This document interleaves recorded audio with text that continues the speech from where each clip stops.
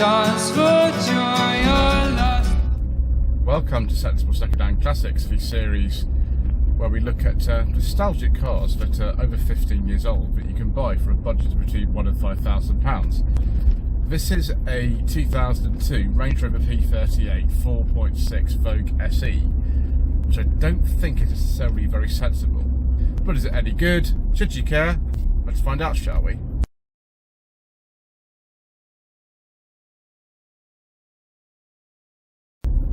So the P38 Range Rover, or P38A, some people call it, was launched in 1994. It actually continued in production alongside the classic Range Rover about a year or so, with the soft dash classic Range Rovers being, for those who didn't really want this new shape. It continued in production until, I think, late 2001, when it was replaced by the L322 generation of Range Rover, although this car and many others registered in 2002. It's a big old thing, this. It really feels it. Very sort of old-fashioned separate chassis, I think, still on this car. And made a bit easier by this air suspension. So we've got different modes on here. We've got access, which is right at the bottom.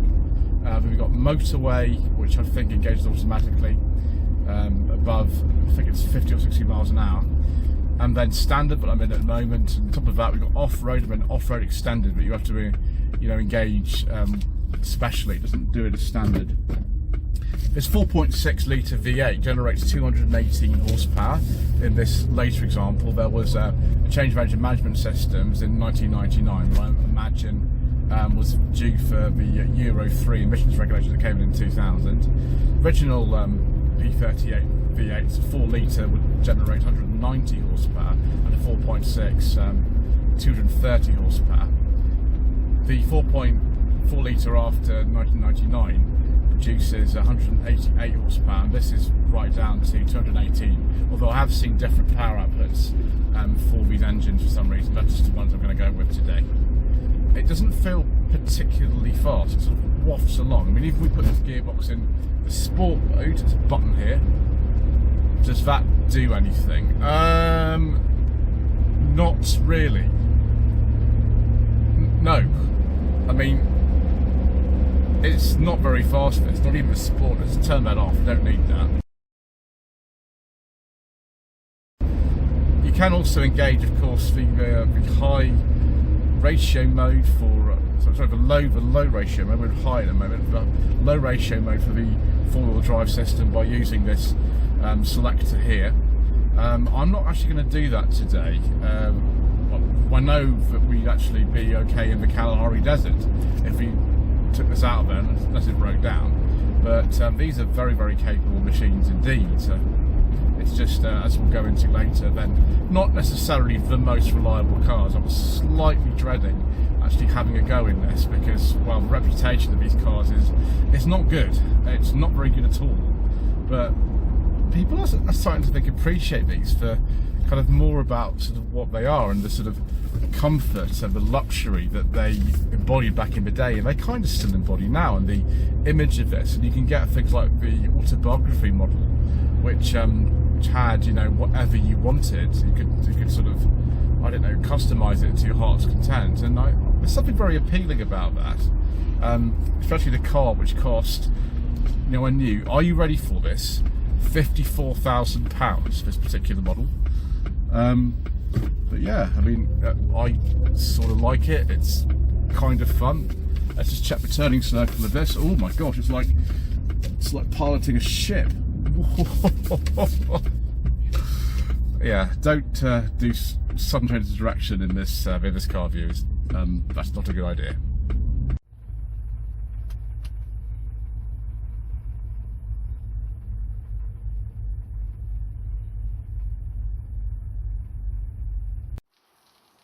So I found this lovely viaduct out here in the West Country where we are. We've got the sound of trickling water as well, which is interesting. Hopefully that's not replicated by the fluids trickling out of the bottom of this P38. I think the design, actually, this is aged okay. I remember Jeremy Clarkson back in the day saying that it looked like a metro cab when it first came out, but he seems to have got used to it. I think he owned one of these actually. 4.6 V8, of course, not the most economical car. Andrew, who owns this, said when he picked it up from the sort of Portsmouth area originally. Obviously, we're miles away from there now. Portsmouth's down to where I'm from. He said it did 20 miles per gallon on a run, which is probably about as much as you're going to get out of the 4.6 P38. But let's remain optimistic. So press the button. These upper tailgates do rust. This one actually is in good condition. It's good actually. The fact this whole car is actually remarkably good for a P38. To drop this down, there you can sit with your gun dog or whoever you're with, and you know, enjoy your day of shooting or whatever you want to get up to. Particularly the Holland model, which I think came with a gun rack. Let's push this, and we can lift this up to see the. Oh, great!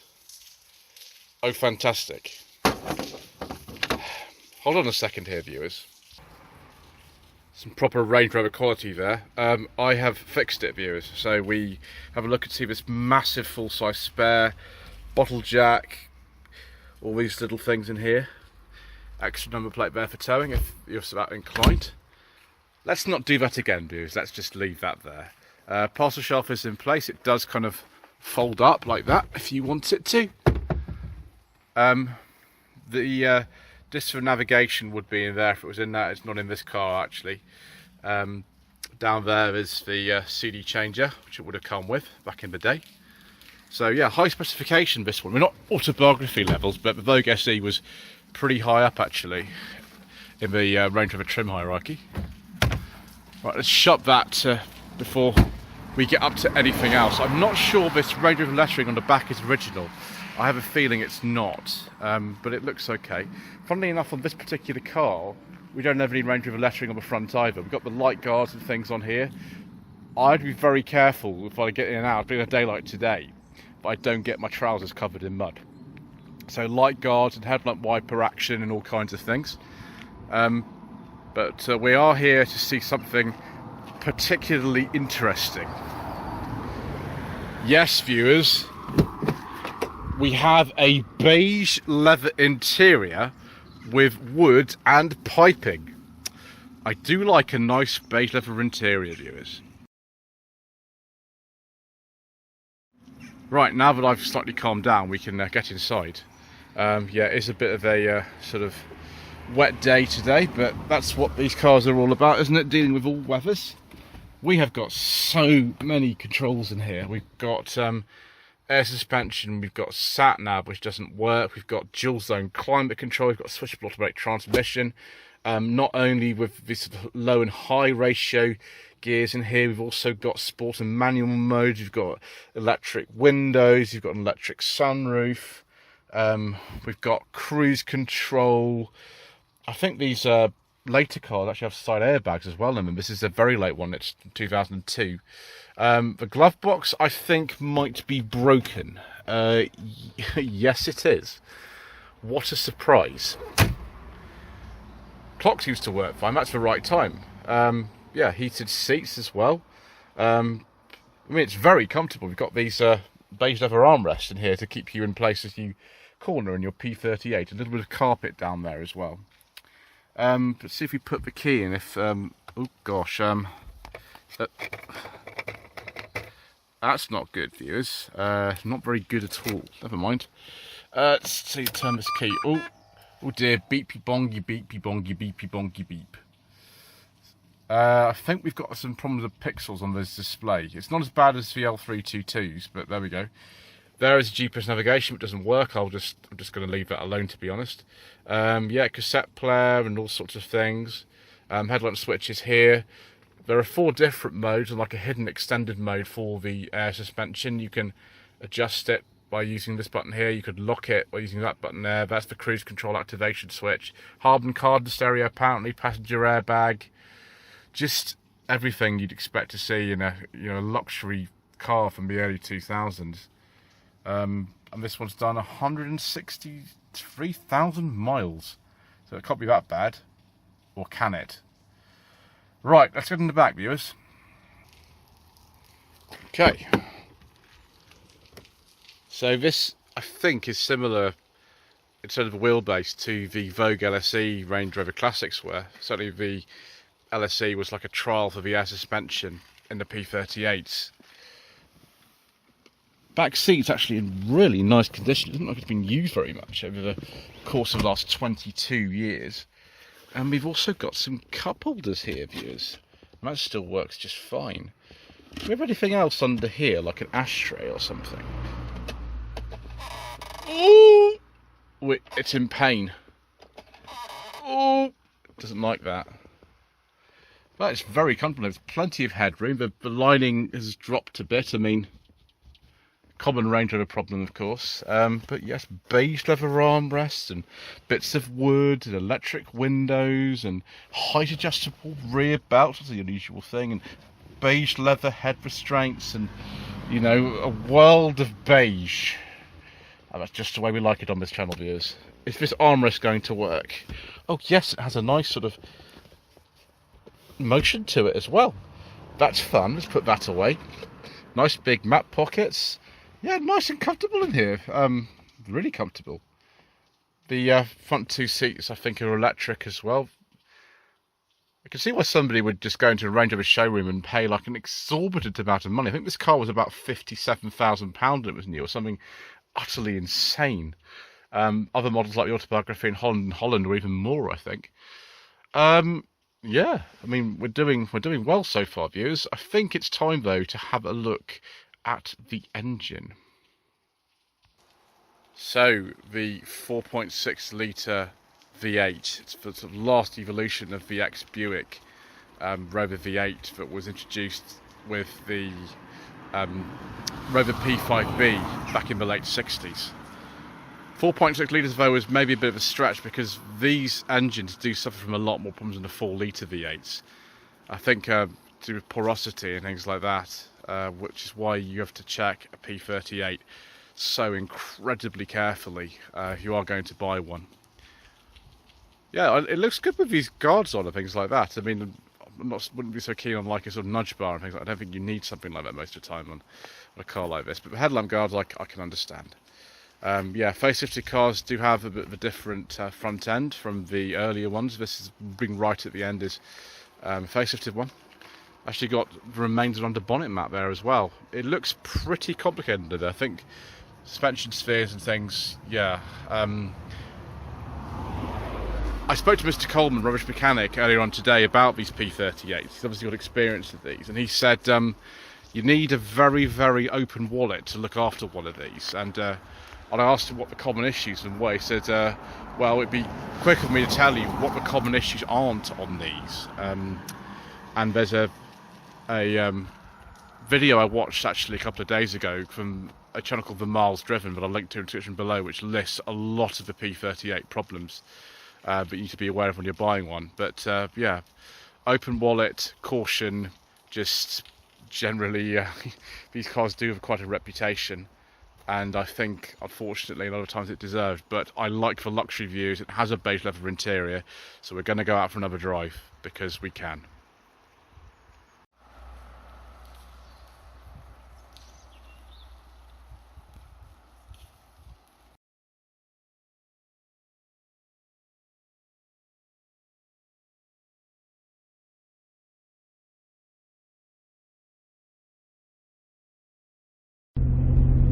So as we've got this sort of older sort of 4x4 character, particularly out here in the West Country in the winter, something like this is probably going to mean the difference between getting up your steep drive to your house and not.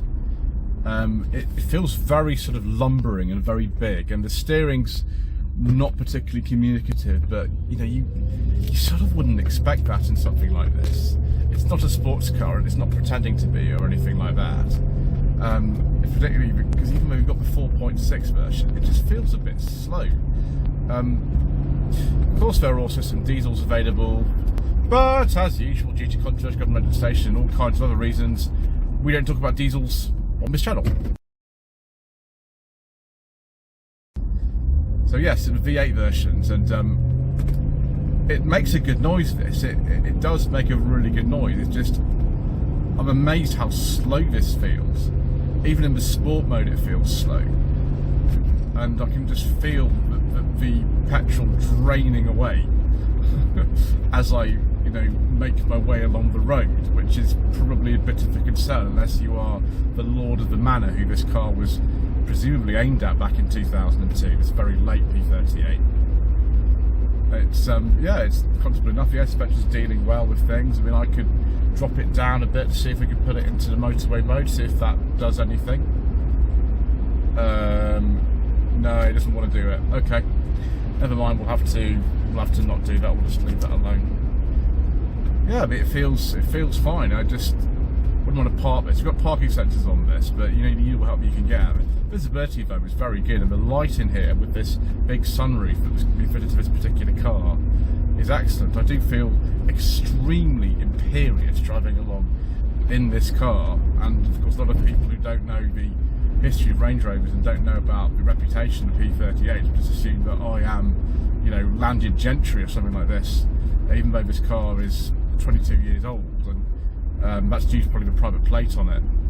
So yeah, I've quite enjoyed it. I've never driven a Range Rover actually on the public road before. I've driven one when I was 17. I drove actually an old classic one. It was a 1989 one I drove on some private land when I was about 16, 17. Very easy. It was the V8 with the automatic transmission. And this is also easy, but if anything it's even easier than the classic one. But I just wouldn't want to change direction too quickly in this or anything like that, and I'm a bit worried that something's going to break, or you know, the fuel is going to run out more quickly than the sand in an hourglass or something like that. But yes, you either really like this sort of stuff or you don't, and I kind of get it. I do understand why Andrew owns this car, enjoys it and helps him out in the winter and things like that, but I'm just a little bit wary of stuff like this, particularly this air suspension system and the porous nature of some of these 4.6 litre V8 engines and loads of recalls and ABS systems and things like that. But nevertheless, I've had a very, very enjoyable time with this P38, and I'm just very grateful to give the chance to drive it.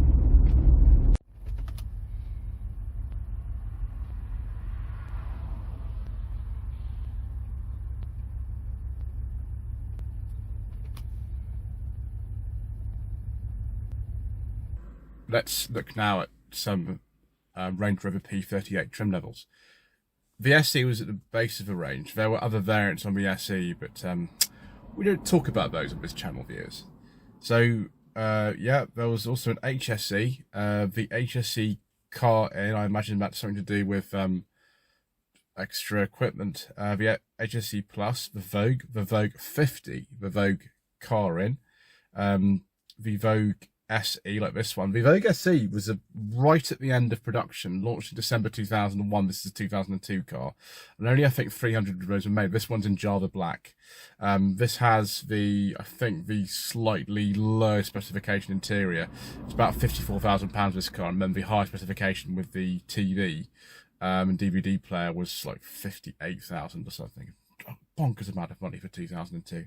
Then the Westminster, the 30th anniversary LE, the Bordeaux, the County, the Holland and Holland, I think we mentioned that before, the Lindley and the Autobiography. So viewers, should you buy a Range Rover P38 with your hard-earned budget of up to £5,000 as a sensible second-hand classic?